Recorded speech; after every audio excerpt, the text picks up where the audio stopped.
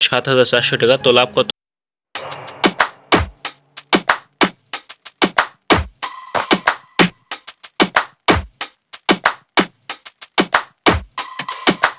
Don't push back. Oh. Don't push back. Oh. Don't push back. Oh. Don't push back. Don't push back. Oh. Don't push back. Oh. Don't push back. Don't push back. Conscience under pressure.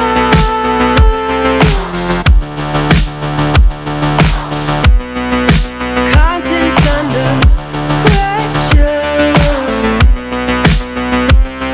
Huh? Conscience under pressure.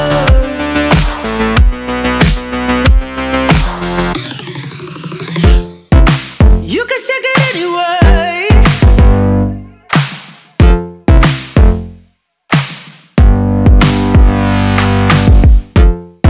Well, you can shake it anyway.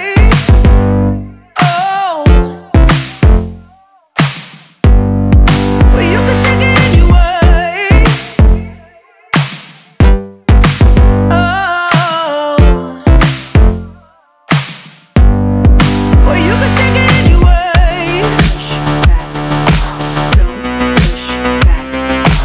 Don't push back. Don't push. That's the limit. Don't push back. Don't. No, that's the limit. Don't push back. Don't. No, that's the limit. Don't push back.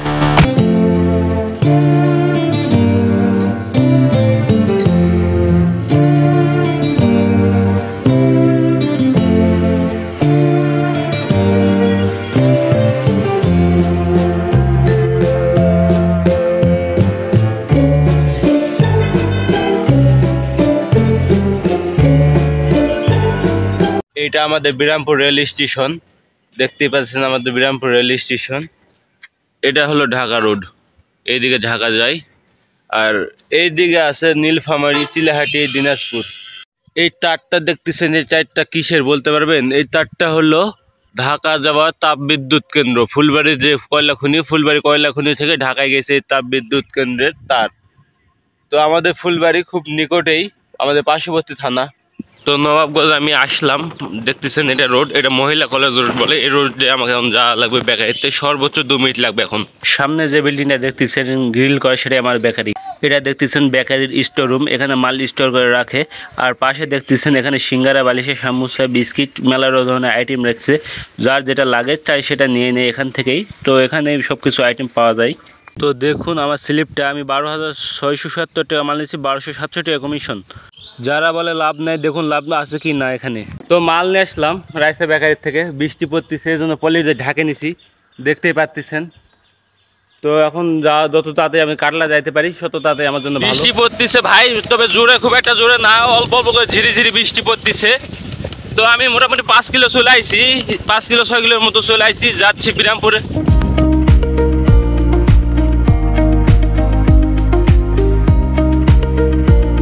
Birampur আইছি, বিরামপুরের জায়গার নাম হলো ঢাকা মোড়। বিরামপুর ঢাকা মোড়ে আমি ঢুকলাম। তো বৃষ্টি একটু জোরে পড়তেছে, বেশি জোরে পড়তেছে। তো দেখা যাক মালগুলো বিক্রি করতে পারি কি না, জানাবো প্রত্যেকটা আপডেট। পানির মাত্রা বাইরে গেছে, এই জন্য আমি একটু দম নিচ্ছি। দেখতেছেন ভ্যান এখন দাঁড় করে রাখছি, আর আমি আছি এই যে। ফাইনালি আমি মাল বিক্রি করতে শুরু করলাম। তো এখন আবহাওয়া ক্লিয়ার হয়ে গেছে, তো আমি এখন এই দোকানে মাল দিব। তো কয় টাকার মাল দেয় দেখি। আমি এই দোকানে 220 টাকার মাল দিলাম। দেখেন কি কি মাল দিলাম, এই যে এগুলো মাল দিছি। তো এই দোকানে 220 টাকা, আমি 222 টাকা, 22 টাকা লাভ করলাম। এখন বলরামপুর আছি, মাল দেওয়ার জন্য আসলাম। তো আমি এখন এই দোকানে মাল দিব। এই দোকানে মাল দেওয়ার পরে কয় টাকা মাল হচ্ছে সেটা আমি দেখাচ্ছি।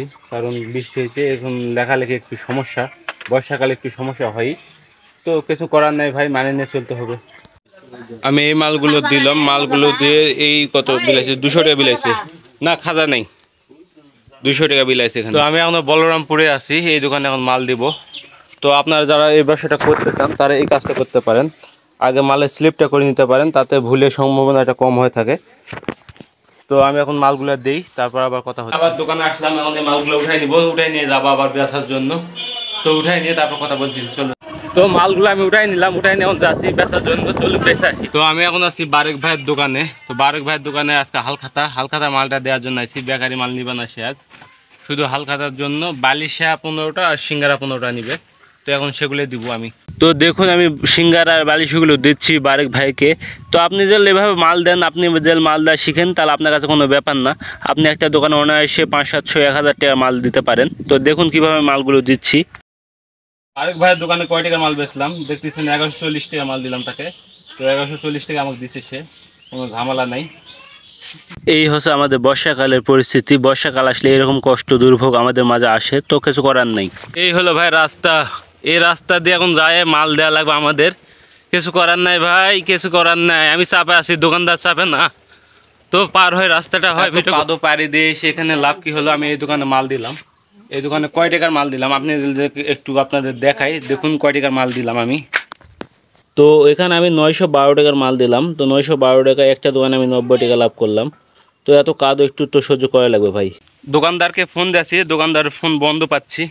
আর এত কাদোর রাস্তায় ভ্যান লোড দিয়ে ভ্যানের চার্জ শেষ। তো ভ্যান রেখে এখন নিজে হেঁটে হেঁটে যাচ্ছি দোকানদারের কাছে। রাস্তার যে অবস্থা ভাই, চার্জ কেমনে থাকবে বলেন। দেখুন একটু ধানের বীজ হলে ধান গাড়ি দেওয়া যেত রাস্তায়। আমি যদি আপনাদের ভ্যানটা একটু দেখাই যে ভ্যানটার কি অবস্থা। তো কাদায় ভ্যানটা যে অবস্থা হয়েছে ভাই, মনে হচ্ছে জমি কাদা করে ট্রাক্টর, ওই ট্রাক্টর এটা। ভাই ব্যবসা কি এত সোজা রে ভাই? ব্যবসা হলে সবচেয়ে ধৈর্যের জিনিস। মাল শেষ ভাই, মাল নিয়ে কোনো টেনশন নেই, মাল শেষ। কিন্তু ব্যবসা ভাই, ব্যাটারি চার্জ শেষ, ঠেলতে ঠেলতে জীবনও শেষ ভাই। তো আপনি দোকানদারের সুখের সময় থাকবেন, দুঃখের সময় থাকবেন না, এটা হবে না ভাই। ব্যবসা করতে গেলে অনেক ধৈর্যের বিষয়, ব্যবসা করতে গেলে অনেক কষ্টের বিষয়, যা সব কিছু মেনে নিয়ে চলতে হবে। তো দেখা যাচ্ছে যে কি ঠেলে নিয়ে যায়, কত দূর নিয়ে যায়, কোনো ভ্যানের পিছনে বাঁধে দিয়ে কাটলাতে নিয়ে যাওয়া লাগবে।